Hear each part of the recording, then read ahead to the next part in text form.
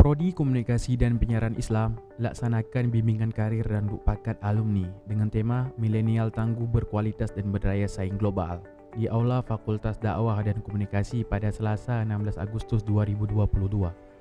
Kegiatan tersebut diisi oleh pemateri Jamaluddin Jamil, Ketua Forum Komunikasi Jaringan Pemagangan Aceh, yang diikuti oleh sekitar 50 orang alumni Prodi Komunikasi dan Penyiaran Islam.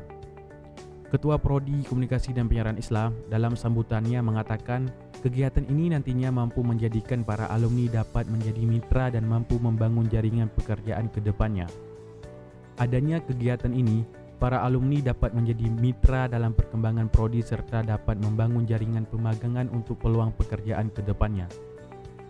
Dekan Fakultas Dakwah dan Komunikasi juga mengatakan para alumni dapat membangun integritas serta menyiapkan diri dalam pengembangan skill setiap bidangnya.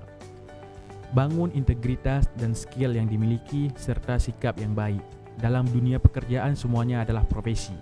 Berwirausaha dan menggunakan setiap keahlian yang dimiliki dengan perkembangan global digital saat ini, ujar Fakhri.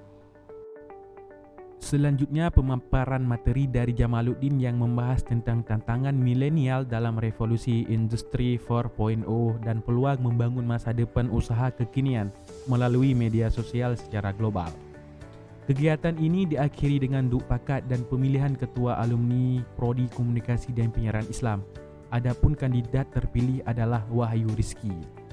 Dalam wawancaranya kepada Araniri TV, Wahyu mengatakan kedepannya akan melakukan pendataan terhadap alumni agar dapat menghimpun dan merajut kembali ikatan alumni, serta menciptakan generasi berkualitas dan paham digital serta menjadi motivasi bagi mahasiswa komunikasi penyiaran Islam. Untuk Araniri TV, Amusri melaporkan.